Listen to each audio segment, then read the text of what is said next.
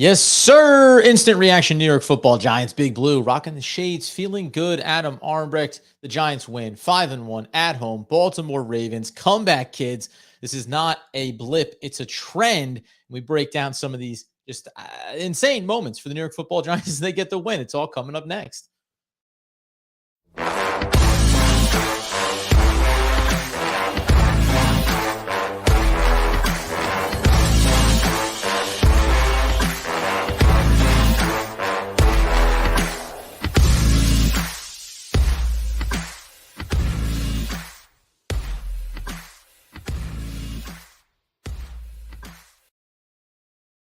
Yes, sir. It is the One Giant Podcast where I'm your host, Adam Armbrecht. Instant reaction on Sunday following what has to just be called what we all expected. The New York Football Giants to be trailing in the second half of an NFL football game in 2022 only means one thing: they're going to win. I don't know how you were feeling. I had my moments certainly along the way, but this is a team that consistently shows up when it matters most, when you need the bounce of a football, when you need a big stop, when you need a big opportunity. The right bounces are going their way. They are certainly contributing to their own destiny in that fact. And this was another great example of all three phases of this game really contributing to the New York Football Giants getting a win. We're going to listen. We're going to go high level here for the most part, being on the conversation, get it on the comments. The Giants win. In case you weren't there, in case you're living under a rock these days, 24-20. They trailed this game again in the second half, 20-10. 14 unanswered points, and there were a few key sequences in this game that really mattered.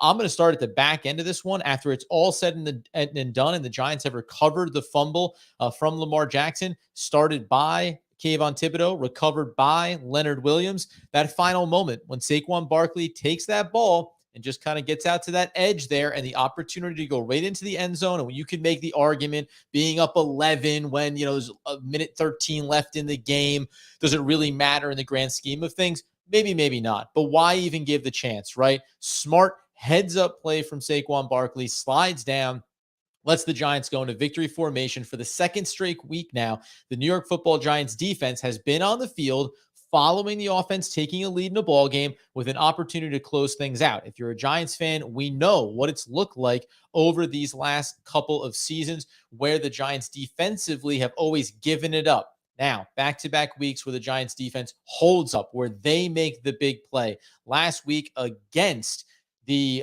Green Bay Packers and Aaron Rodgers. They don't let him get off that Hail Mary pass. In this one, they do it in even more impressive fashion, obviously shutting this one down on multiple occasions with Lamar Jackson ball in his hand. All right. There's a lot of things that I want to cover here at a high level. Andy and I will be back in tomorrow. We'll go into more detail. I'll digest it a little bit deeper, certainly put myself in a better position to really have all the stats and information out there in front of me. However, there was a couple of things that happened here that I really loved, and that was Julian Love, for starters, who needs to come up in a big game in a big way. But let's just compare at a high level the quarterback play in this game. First half, when the Giants are trailing, they need a strong drive. They need Daniel Jones to lead them. He does that, keeps them in the ball game. Then, when it matters most, Giants need to go down. They need to score to get themselves back into a position to be able to have success. He does it again, finds success, finds Daniel Bellinger for the touchdown. A little bit of confusion from the Baltimore Ravens defensively. Don't care, not giving it back. There was only one brief moment in the third quarter here. To start the second half, I thought that the Giants and the offense were a little bit lackadaisical. It wasn't perfect. It wasn't clean. Daniel Jones, a little too eager to try to run with the ball, takes the sack, some bad throws, etc. After that, though, they got themselves back on track and really put themselves back in a position to win this ball game. The hardest part, as we look over briefly, catch my breath here, on the other side of the ball, Lamar Jackson making mistakes, right? So they have the near fumble play on the botched snap. He goes back, gets that ball. This is what we talk about with Daniel Jones all the time. Hey, man, in that instance, and that happens for the Giants, we always say, Jones, just throw the ball away. Just take the sack. Don't compound a mistake and make it worse for yourself. Instead, Lamar scoops it up because he's such a freak athlete. He gets himself out in space. He throws one up. Julian Love comes down with it. And then not only that, Julian Love comes down with it and gets significant yardage on the interception return, puts the Giants in a great position for success. Combine that then with the fumble lost there in that late sequences of the fourth quarter. Contrasting these two quarterbacks, Daniel Jones obviously had the more overall stronger game. It was a more consistent performance from him. And when we kind of expand ourselves out now and think about what this defense was dealing with, there were the gash plays, right? There were a couple of big runs for Lamar Jackson with his legs in this game. As we all knew, Kenyon Drake was going to just carve us up, right? So far to this season, we have seen that the Giants are struggling to shut down the run game with consistency.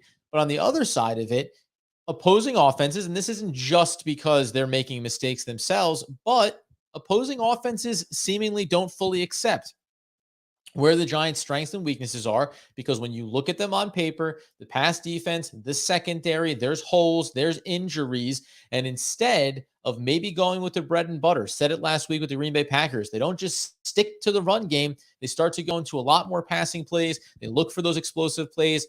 Baltimore, the Ravens, Lamar look for those explosive plays, and by and large, weren't able to get them. Capitalize on the touchdown pass over the top to Mark Andrews, but didn't get any of those big, deep bomb plays that the Giants have been able to avoid by and large on that side of the ball. High level, man. 3-game win streak, by the way, friends. Lost the divisional battle against the Dallas Cowboys, and after that, the Giants have gotten themselves right back on track. By the way, coming into this one, again, from a defensive perspective, let's reiterate, I think we said this in the pregame leading up. I know I mentioned it on some social platforms. The one team that has had a pretty strong receiving core walking in the door has been the Dallas Cowboys. Even with Cooper Rush, they were able to give us issues and able to beat us. The only team that's been able to beat us, New York Football Giants 5-1. However, most of the teams we've gone up against, including the Green Bay Packers, including the Baltimore Ravens this weekend, they have not had dynamic playmakers that can perform with consistency. Mark Andrews is certainly a playmaker. Isaiah Likely, we talked about leading up to the draft this year, a receiving tight end, had a couple of catches in this one. But when you don't have dynamic playmakers that can really abuse what should be considered some of the biggest areas of weakness for the New York Football Giants, that's what affords the Giants to stay in these ball games and to keep consistently going back to what they think is going to work for them in the grand scheme of things. Let's talk about high level. Who's getting game balls here, right? First half, Julian Love. That is a big home run hit there for Lamar Jackson looking into the end zone. Instead, last second comes across big palm, swipes that one away, right? A couple of plays like that throughout this game. I thought it was interesting. Kayvon Thibodeaux, he gets that big strip fumble to help close this one out. But there was opportunity here where the New York Football Giants were having some difficulties, as you would expect, trying to contain not just Lamar Jackson, but also the running attack. And the RPO was really creating problems for Kayvon Thibodeaux, where he was getting caught a little bit in no man's land. You saw him drop back into coverage, give some of these partial zone looks to help out the defense. I didn't love it, but when you're caught in between this really hard spot, especially as Kenyon Drake starts to get going for the Baltimore Ravens, it really does put you in a difficult position of, if I go all out, if I sell out against Kenyon Drake, I'm going to leave myself exposed on the back end to Lamar Jackson. We look inside these stats here, just from a high level, 17 of 32 for Lamar Jackson, 210 yards, obviously a 6.6 clip, 1 touchdown, 1 interception, as well as that fumble. When we talk about those running attempts, 7 for 77 and 11 yards, 10 carries for Kenyon Drake for 119 yards, 11.9 clip, and a touchdown there. J.K. Dobbins had just 7 carries for 15 yards. Traditional running was not working for the Baltimore Ravens, but you could see, and they started to lean towards it more, Kenyon Drake was an issue, as was Lamar Jackson.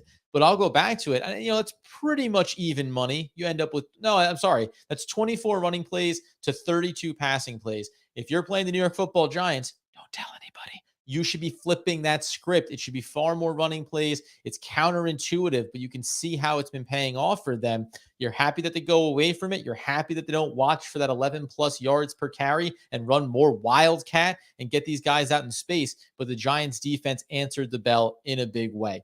Game balls going out here. I said Julian Love, obviously. Kayvon Thibodeaux comes up with a big play. Dexter Lawrence had a monster sack on Lamar Jackson in this game. he continues to be playing at an incredibly high level. If we go over to the offensive side of the football, I don't know how you don't look at 19 of 27 for 173, 2 touchdowns, no interceptions for Daniel Jones. Played really smart, clean football. I know I'll see people in the comments. I get it. We can take it any way that we want here. I said coming into this year, I needed Daniel Jones to prove that he could be the leader of this team, do it with consistency, and do it in games where the New York Football Giants won. He's been able to show it early on last season when the Giants were losing. I need it to be that he's leading them to victories back-to-back weeks. He's shown up for them in a big way. I'm going to give shout-outs, by the way, to Big Task. Thank you for coming in there. Marty, I know I saw you come in there early here as we kick this one off. What's up, Rob? What's good there? Gareth as well. I got to say, man, Daniel Jones proved that now for the second straight week. So now you can start to get a little bit more excited. It doesn't matter. You can take it however you want. You could have been excited since the preseason. You could have been excited since last year. You could have been excited since the day that Daniel Jones got drafted. The bottom line is he was a key catalyst for the Giants' success when they were down on that drive. And we'll sequence this properly tomorrow. He was 5 for 5 when Saquon Barkley's shoulder was starting to hurt him and act up after he fell directly on it. Daniel Jones had to make the key plays. He found Darius Slayton. He found Wan'Dale Robinson. He ultimately found Daniel Bellinger. He made the right plays on the key drives when it mattered most. So there has to be a growing belief in what Daniel Jones can do for you, even inside of an offense that still is constrained, right? Second guy I'm going to give the game ball to. I'll probably give out 5 or 6 in this one. Game ball to Saquon Barkley. Guy is clearly did not come in 100% and was not 100% as this game wore on. He ground out 83 tough yards, 3.8 yards per carry, 1 touchdown. Could have had that second one. Could have seen himself at 86, 87 yards. Would have made things look a little bit fresher. Would have helped one of my fantasy football teams. But he came out there and he gutted it out, right? Had to come out for a few plays when the stinger was in the shoulder, but he got back in there, protected the football. These are moments. The moment for Daniel Jones with the ankle and playing in against Green Bay in London. This moment for Saquon Barkley. We'll find out. Will I be shocked if Saquon does not play next week? No, I will not. And that's okay because you were there to make the key plays when we needed it most. Because, by the way, Matt Breida, who had 3 carries for -6 yards, he was not going to be the answer for the Giants in this game. We know it's not a one-to-one replacement, but we said mix in a little more Breida, see if it can help take that load off a little bit. And he did have 2 catches for 17 yards in the passing game, and every single play counts. So that was important, but there was no way that he was going to be able to be between the tackles the way that Saquon was. Surprised that we didn't see some Gary Brightwell in this one. Game ball for him. Game ball for Daniel Bellinger. 5 catches, 38 yards, and the touchdown. He is now emerging as a player that can be relied on with consistency. We talked about this leading into this game. You now look at him and what he's done over these last couple of weeks.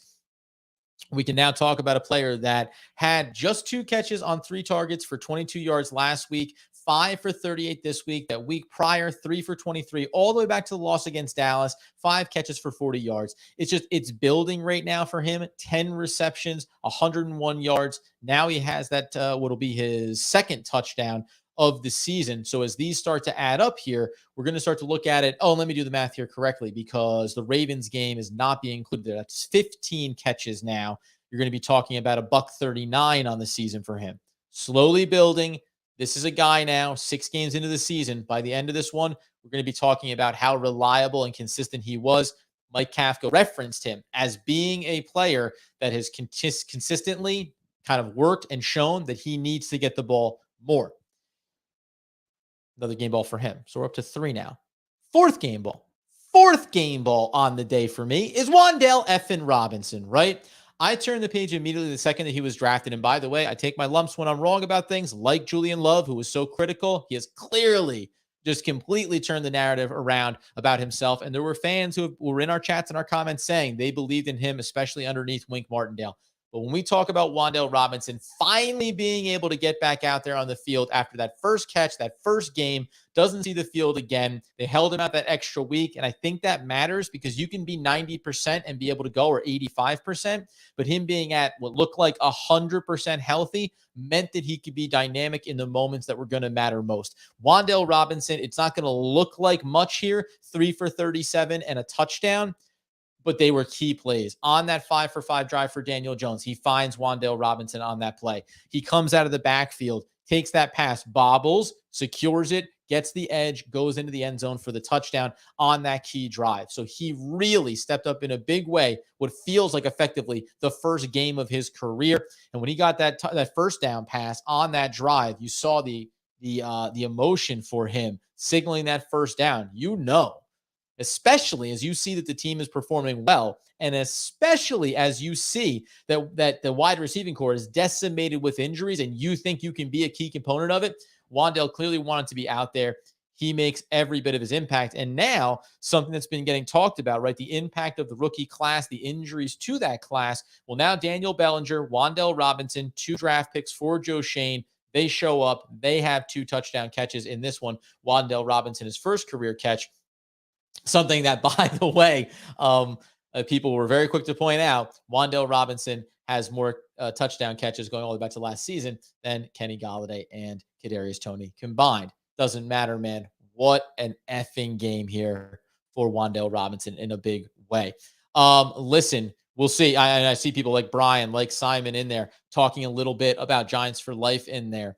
Talking about Toney, either expectations or mentality, talking about some trade targets. We'll get into that here because now you have to start to think about, right? What does it look like to be 5-1? We know the bye week is coming up. What are areas that you can improve? And more importantly, how can you improve them? There's still going to be cap constraints here for the Giants. So there's still going to be things they have to work out there. But that very much is becoming a factor now. The Giants have been decimated by injury. We have a stat on that for tomorrow. I think 28th in the league in terms of the level of injury and impact on their ability to be productive. That's what makes the 5-1 start that much more impressive. Heck of a game by Wan'Dale Robinson, expecting big things from him as they go forward. How about Marcus Johnson? Only had 2 catches for 25, but very important catches when he had them. Not getting a game ball, but just highlighting him. I thought it really worked. It worked well here. Richie James, same thing. Had a couple of nice passes inside of this one as well.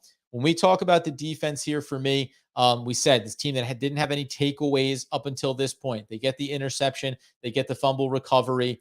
What do we end up seeing here? Pass deflections, 2 for Julian Love, 1 for Dane Belton, 1 for Adoree Jackson, who's not 100% healthy, bit down inside on one of the Kenyon Drake outside runs, did not have that same burst and quickness we've seen from him, but gutted this one out. Dexter Lawrence batted one down as well. 5 batted passes now for this New York Football Giants defense. Wink Martindale did a phenomenal job of managing the idea of, yes, we need to bring pressure. Without Azeez Ojulari, it's hard. They're going to try to mitigate Kayvon Thibodeau. They're going to try to prevent what happens up the middle there. Oshane Ximines working his butt off in this game as well. Jalen Smith had a couple of nice plays here as well. What you need to be able to do is show it differently. Kayvon Thibodeau, I mentioned at the top. He's back in coverage and zone looks. Whether or not that's perfect doesn't matter. Shows up on the left side, shows up on the right side. Dexter Lawrence gets pressure up the gut, right? You need to show it in different ways with consistency so that Lamar Jackson doesn't have the opportunity to kind of look for those easy escape routes all the time. Again, when you take the step back and you look at the fact that Lamar had 77 rushing yards on just 7 carries, you say, you got ripped by him. Yeah, maybe, but I'll go ahead. I'll take having under 300 total yards for Lamar Jackson. That is a win 8 days a week and twice on Sundays. One moment here, friend. That's how live broadcasting goes right there. You think you're going to sneeze, but you come back from it. So again, right in from the top here, and shout out to anybody else who's in on this one, obviously. We got Love. Love gets the game ball. Yes, I'm going to leave out the HE double hockey sticks. I don't think it's that bad of a word, but we try to keep it clean for YouTube purposes. Put respect on Daniel Jones' name. Yeah, listen, here's the interesting one too. Slayton, yes, he came up with a really nice one. The one play I'll talk about, if the first end zone look, that fadeaway, a lot of hand checking and fighting going on there. I always like to keep these things in my mind. I'm not going to say, oh, Darius Slayton needed to catch that ball, right? Gets his one hand, tries to corral it. Nice little game for Darius Slayton in this one, who finished on the day with only 1 catch for 18 yards, but that was on that key drive. That key drive involved Darius Slayton, involved Wan'Dale Robinson. So sequences there matter, and sometimes in games like these, make the one play, right? Like make the one big play when it matters. That can be the difference between winning and losing. Justin Tucker, king of kings as a kicker, doinks off the goalpost there early in this one. You start to think maybe it doesn't matter when you're down 20-10, and then all of a sudden the comeback ensues, and that missed field goal certainly plays a little bit differently here, especially when the Ravens have the ball and there's that chance there that they could be saying, well, we're down 23-24. How are we looking to get into field goal position and give our kicker a chance to win another ball game for us like they did the week prior? So excellent game just across the board here for the New York Football Giants. All three phases, by the way. We said that one Gary Brightwell was not involved in the running game today. That is correct. However, when we go inside the kickoff returns, we're going to note a 47-yard kickoff return for Gary Brightwell. That certainly mattered. Even more importantly would be that there were no kickoff returns for the Baltimore Ravens. And in the punting game, just one for Duvernay for 12 yards. They forced, I believe, on the Scottish Hammer. Let me double check here. How many punts did we end up having? 4 total punts, forced 3 fair catches, and 1 12-yard return. Those things matter. And remember, the New York Football Giants have been struggling in the special teams from preseason and early in the year. That was a real area of concern that we wondered if it was going to come back to haunt us. Not today. As a matter of fact, Scottish Hammer, who figured it out and got himself back across from London in time for the game, the booming punts that he was putting out there consistently helped early in this game to mitigate having that field position change where potentially Baltimore could have had a lot easier time trying to get themselves into the end zone. Gillian averaging 46.3 yards, a long of 60 though mixed in there as well. So just really good stuff from the special teams game here. Got to remember too, I think Cam Brown had a key tackle on one of those punts as well. But the key thing here is Gillian, who has that monster leg, but also needs to start to balance between hang time, letting the coverage get down there, right? Can't outkick the coverage. He's also made adjustments, I think, to that facet of his game as well. Woo! What else can we say about this one, friends? The Giants trailed just 10-7 at halftime in this one, but again, found themselves down 20-10. And unlike the other games, this is one where the first 10 points of the second half were scored by the Baltimore Ravens to put the Giants in that position. No, 17. Do I have that right? 13-10 and then 20-10 to start in the fourth quarter. So it's down 20-10 in the fourth quarter. The latest time I think that we didn't see the Giants in that sense of, can you get yourself there? Can you get that score to get back into it, right? Didn't take the lead until getting up 24-20 with a minute 53-ish to go at the end of this game. So absolutely a monster one for the Giants to still be able to complete this comeback. And again, said this at the top, 24-20, New York Football Giants win. They get key turnovers. They don't make the mistakes late. The other team does. And in seasons like this, when maybe not every statistical category says that your team should be 5-1, it's the little bounces of the football, and the Giants have been getting those. When you needed a good bounce, even on the fumbles, you get there, you force the fumble. Listen, there's been other times when they come back to the Giants, right? Here's an opportunity where they still managed to get the job done. Did we have the one on, make sure I got this right. Did he have it? I thought we had a fumble for, I think we had a fumble for Daniel Jones in this game, but holding on to the ball there. It's late sequence. It's end of the first half, so we're not particularly worried about it. But I just want to make sure that we did make a note of that. Let's also talk about the fact too, when we talk about Daniel Jones on the season overall now, we won't know about the QBR in this one. The one thing we can say is he was a 100 rating last week with a 75 QBR. I would expect more of the same. How about this for one too? This is, again, something that I kept speaking to, wanting him to confirm for me, is that the running game in this one was non-existent for Daniel Jones. 6 rushes, 8 yards. We said this coming into the game. Fast defense. Maybe not the best defense statistically on paper, but Baltimore has a lot of fast players, and they really did a good job of containing Daniel Jones and taking that away. And it's where I thought, got to lean a little bit more into that passing attack here. Key sequences, key moments. So another instance where Daniel Jones doesn't use his legs, but gets the job done. And when you talk about, as we back this one up here, I know, friends, by the way, the post-game coverage is going a mile a minute, all gas, no brakes, but this is the way it is when you're 5-1 and you feel like this one was on death's door and then got resuscitated and brought back to life. Had a great exchange over on Twitter with a Giants fan just before the Giants scored that touchdown when they were down 20-10, and found Wando Robinson. God, I'm gonna screw those two up. Said, Daniel Jones can get you there, but he can't get you in the end zone. Scores a touchdown. He says, yeah, a little reverse jink action, right? We take those vibes any way that we can get them. But this is also a ball game just from a high level here.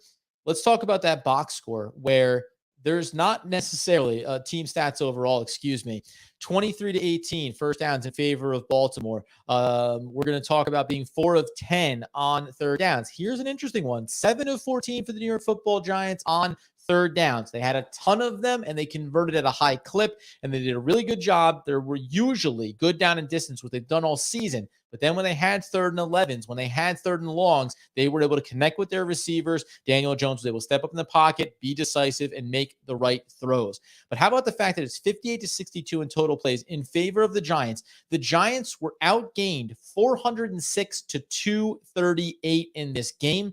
9 total drives for the Ravens, 10 for the Giants. With one more drive, they had 170 fewer yards overall than the Baltimore Ravens, and yet they find themselves on the winning end of it. And we know the turnovers obviously matter in this one. 2 for the Ravens, 1 for the Giants. They win that battle, and they also outpossess the Ravens 31-52 to 28-08. So there's a lot of key elements inside of this that got the Giants to this point. Here's one of the beautiful things as we shout out Bruce, as we shout out Kwame. People better stop going against the Giants. Listen, the things are turning here, right? Now expectations. Maybe for the entire NFC East, right? I mean, heck, they only have 3 losses amongst the top 3 teams. Someone else is going to pick up one today, and that's good news for the New York Football Giants. Rookies really contributing. Yeah, Daniel Jones really took a big step forward today. I believe that as well, Bruce. This is what we talk about when we're trying to see what this kid is capable of, and maybe ultimately, what is this team capable of this year? So the one thing I want to point out, just to go big picture for a moment, if we could, when we peel back here now and we look at this Giants schedule and we remember that the Giants are now 5-1. Worst case scenario, the Cowboys, who beat us, beat the Eagles, and we're all right there in the mix. Maybe the Eagles get the W, and all of a sudden we get firmly cemented into that number 2 spot there. But remember, the bye week is coming up in just 2 more games. We'll go to Jacksonville and to Seattle. So 2 big road tests, which is also why, not for nothing, when you have 4 games, now we know the London trip is mixed in, but what are considered to be 4 home games, 5, consecutive home games going all the way back to week 2, you got to win the majority of those games. The Giants have not been good at home. They haven't been good at all in recent memory. So winning the home games really matter. These 2 road games, you still have to get one of them. I think you can't sit back and be lackadaisical about it and say 5-3 would be more than enough at the bye week, 8 games through the season, the midway point. As we talk about, if you can get one of those games and get to the bye week and get a little bit healthy, right? Get some guys back here. Let Adoree Jackson get a little bit healthier. We know that Rodarius Williams, who Andy talks about all the time, wanting to see him get out there. Maybe he can get healthy and start contributing on this side of the field. Maybe Kadarius Toney. We don't know, but we sure as heck would like to see it. And then with Feliciano going down in this one, let's take a pause from the pause that I was taking about going big picture and go back into this game for a second. Don't forget, Feliciano goes down with an injury in this game. The Giants, mid-drive, trying to go in for a score, have to swap over Bredesen from guard to center, bring in Ezeudu to play guard, and try to keep things rolling. And they did it. Even though Ezeudu got beat on the sack against Daniel Jones, the play prior that got them down inside of there, it was an Ezeudu big block that sprung Saquon Barkley on a really nice run play. So all of these things, the next man up mentality continues to be a theme that resonates with this team, and week in and week out, somebody steps up for them. Somebody steps up every single week that you don't anticipate and makes a couple of key plays in the moments that matter most. That continue to be the case here again.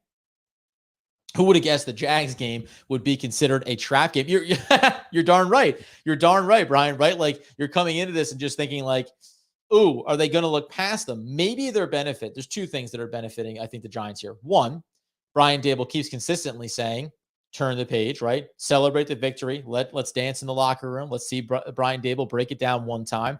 And then let's go ahead and turn the page. The other thing benefiting them is that the Jacksonville Jaguars have had a stronger season to start than most people were anticipating. I know that they're 2-4, but I think they showed you enough early this season that there's a sense of, hey, you can't look past this team, right? So hopefully the Giants don't do that. Really, I actually think it's even more critical to get this game here against the Jacksonville Jaguars, which we'll talk about coming up this week, even more so than the Seattle game, because Seattle is traveling across the country. We know that that's always a difficult game to play in for East Coast teams, and we know that Seattle has been a much stronger team this year than people anticipated. So, man, there's a lot here for the Giants to figure out. But getting one of these next two games and getting to the bye week, knowing you're 5-1 and you could go in 6-2, and then get healthy and remember that you're going to have 5 games against the division. So we talk about controlling your own destiny. You're going to have 5 opportunities to prove yourself in the division,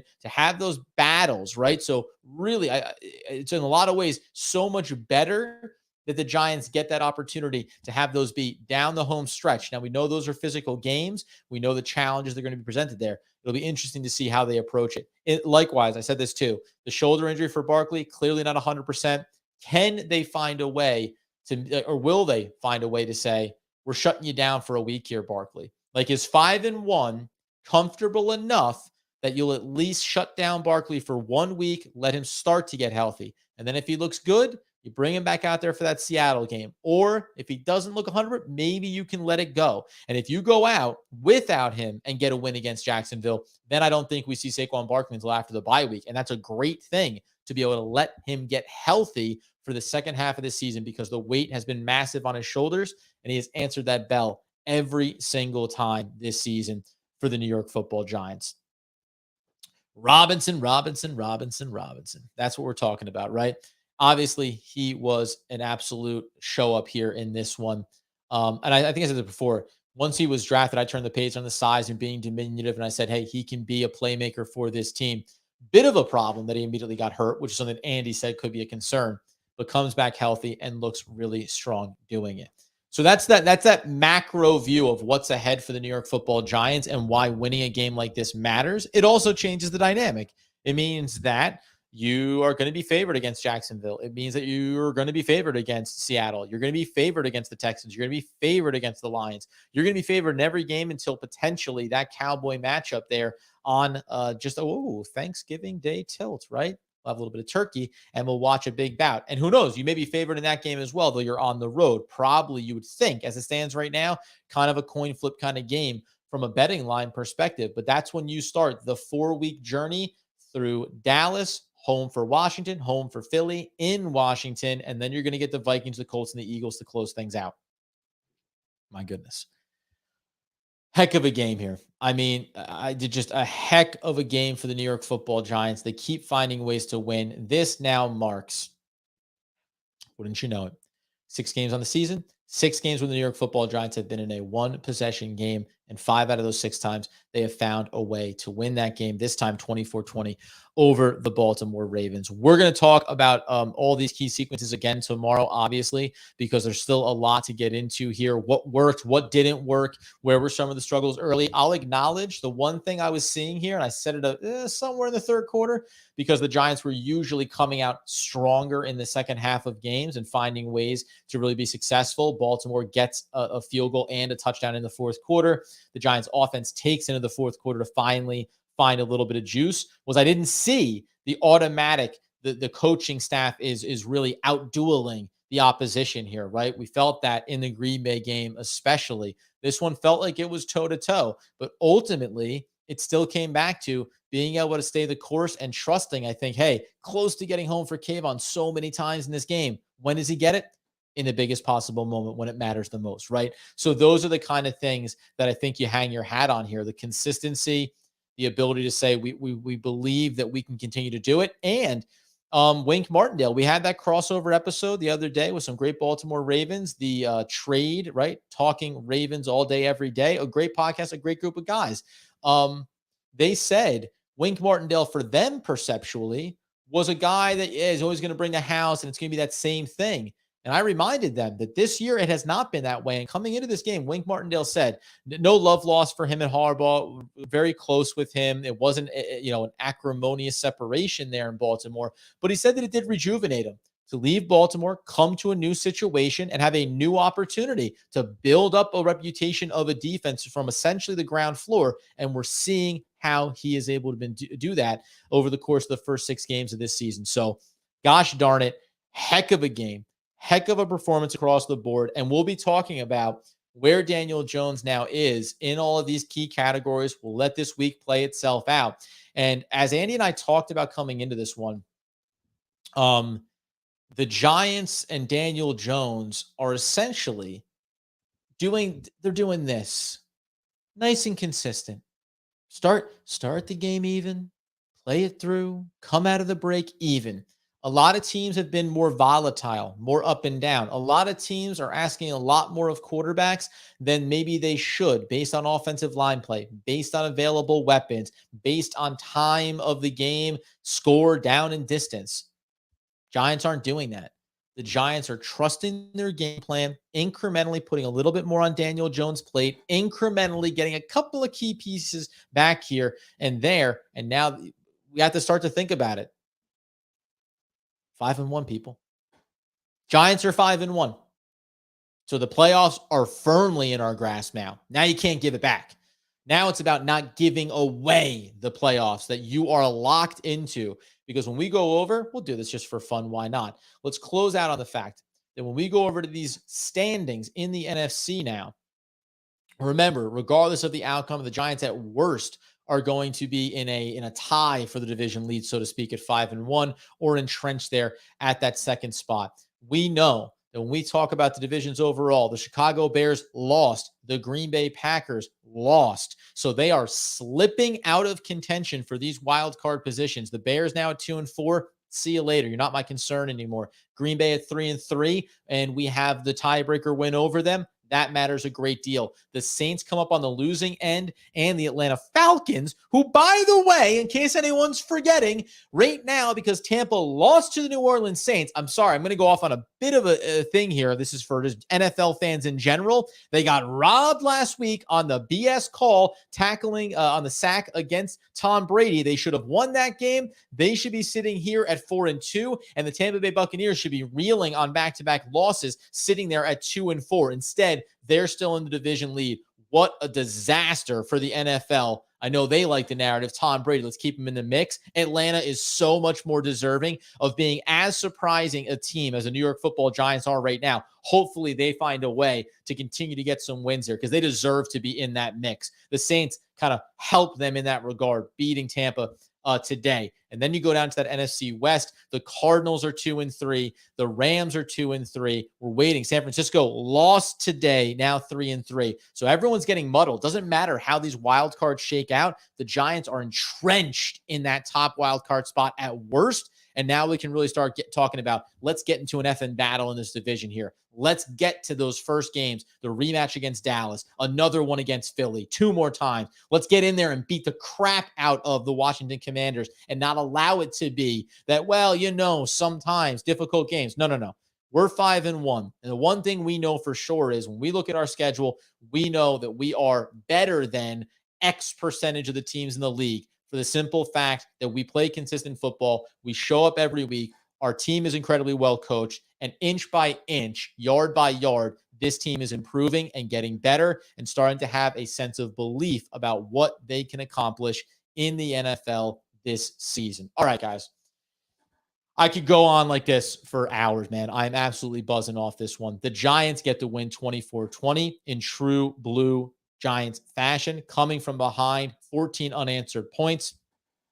And the New York Football Giants are now 5-1 and in the driver's seat. Another very strong game for Daniel Jones. A very gutsy performance from Saquon Barkley, and a very strong performance from Wink Martindale and this defense, who, again, Even though we see these surges and the yardage, they tighten up in the red zone. They finally get some turnovers here, and they can start to think about how do we look as we get healthy. Leonard Williams back in the mix. Hopefully, Azeez Ojulari coming back here too. So a lot of things to continue to build on here. We will come back in, Andy and myself, tomorrow on YouTube, on the podcast feed, break this one down into a fine powder.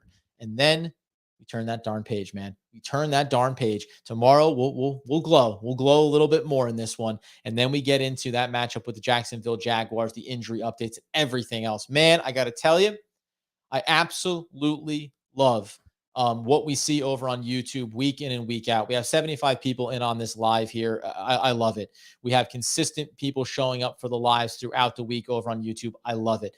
Go over and do us a favor, man. Subscribe to the podcast feed. Help us get those numbers up as well. It just increases the amount of energy, time, and dedication that I can throw towards this thing, which I continue to go in overdrive as much as possible. We are so appreciative of what we see on YouTube and on the podcast side. Continue to support us. We want to be here to give you as best and in-depth and just frankly excited coverage of your New York Football Giants. So those things are free. They really help support the show, and we greatly appreciate it when you do so. Shout out to Dustin, big win, you're gosh darn right. Shout out to Brian and Marty and Big Task and Bruce and Kwame and Simon and Brian and G-Men for life.